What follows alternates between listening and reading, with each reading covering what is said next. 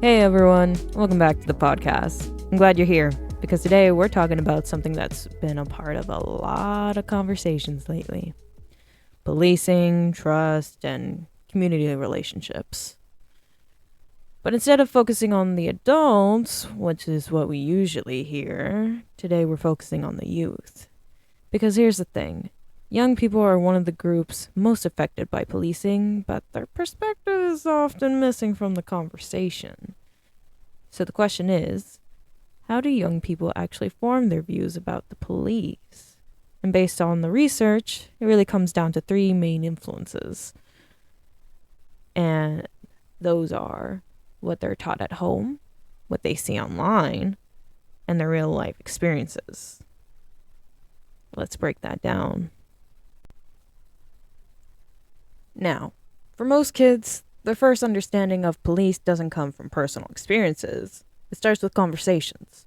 Parents, caregivers, teachers. These are the people who introducing them to what law enforcement is and how they think about it. Sometimes those conversations are pretty basic, but other times they're a lot more serious. You might have heard of something called the talk.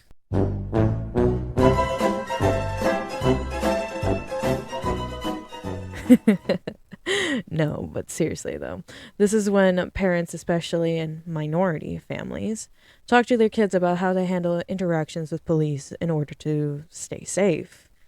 And research shows this isn't rare. One study found that 94% of black youth reported having this conversation, compared to much smaller percentages among white and Hispanic youth. That's a huge gap. And it tells us something important.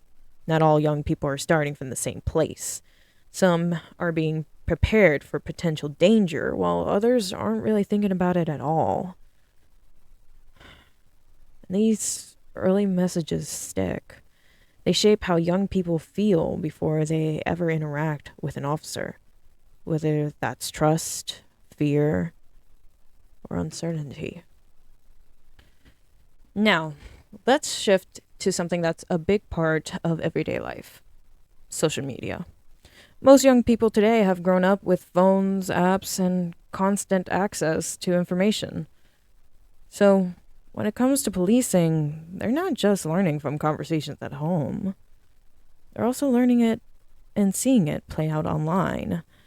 And a lot of that comes through videos. Some show positive interactions, officers helping people or engaging with communities, but others show more intense situations, including use of force, and those videos can have a real impact. Research shows that when young people are exposed to negative police encounters online, it can lower their trust in law enforcement, make officers seem less legitimate, and even affect whether they even consider becoming an officer themselves. But here's the interesting thing: it's not just about whether their interaction is positive or negative, it's about whether it's fair. One study found that young people are much more willing to cooperate with officers they see as fair and respectful, compared to officers they see as unjust. So, perceptions matter a lot. Of course, watching something online is one thing. Actually experiencing it is another. When young people have direct contact with police, those interactions can leave a lasting impression. But the research here is, well, a little mixed. Some studies say youth generally have a positive view of police. Others say the opposite, that young people, especially between the ages of 16 and 24, often have more negative views than adults. And one reason this might be is because they tend to have more contact. For example, about half of the youth report being stopped by police in their neighborhood. Nearly half have been stopped at school, and more than half say they know someone who has been stopped. That's a lot of exposure at a young age. And when those interactions are negative, especially if they involve disrespect, it can lead into something called legal cynicism. That um, well, basically means losing trust in the system, seeing it as unfair or not working for you. And once that mindset develops, it's really hard to undo. Another thing that comes up again and again in the research is that race plays a big role. White youth tend to report more positive experiences with police, but Black and Latino youth are more likely to experience negative interactions. In one study focused on Black youth in Baltimore, many reported being stopped by police, feeling increased stress related to those encounters, and actively avoiding police afterwards. And something that really stood out was their views. Their views weren't just shaped by their own experiences, it was also shaped because of their friends' experiences, as those had a big impact on them as well. So, even hearing about someone else's negative interaction can influence how a young person feels about law enforcement.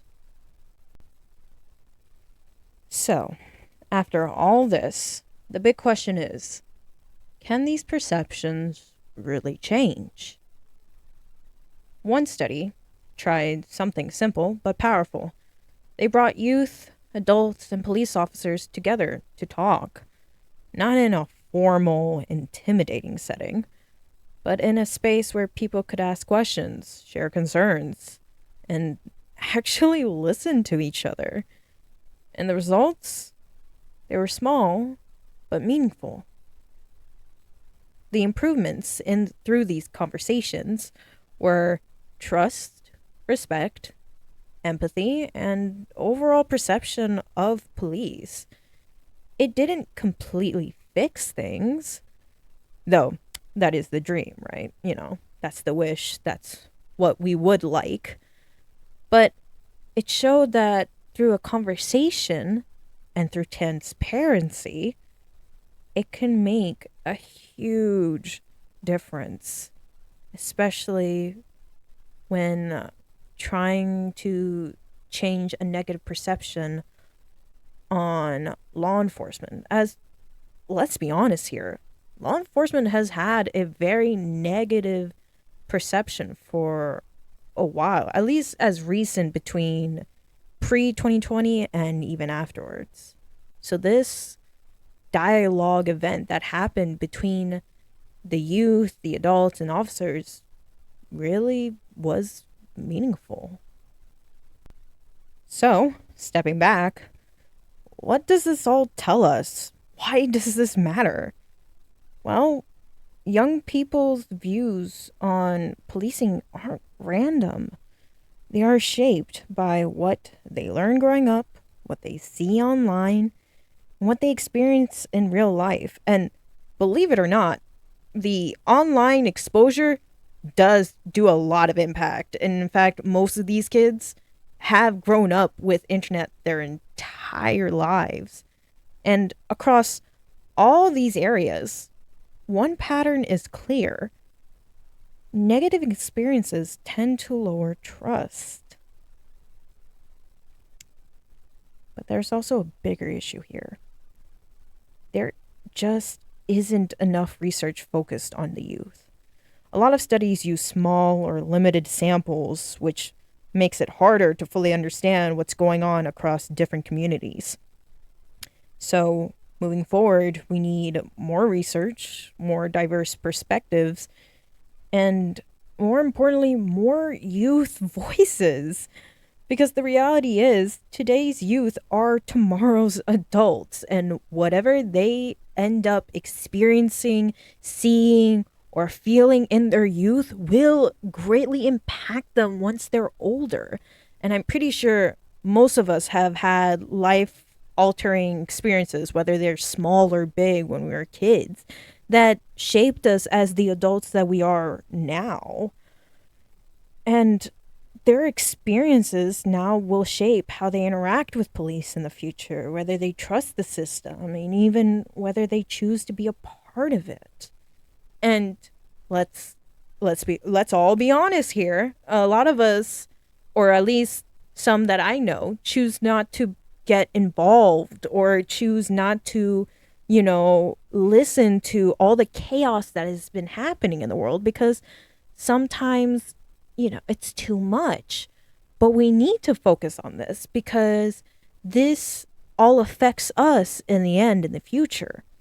So, if the goal is to build stronger relationships between law enforcement and communities, then understanding youth's perception isn't optional, it's essential. All right, well, thanks for listening. I'll catch you guys in the next episode. I want to give a special thanks to friends and loved ones who were able to make this podcast come true. I am your host, Mia, and this was Voice of Youth.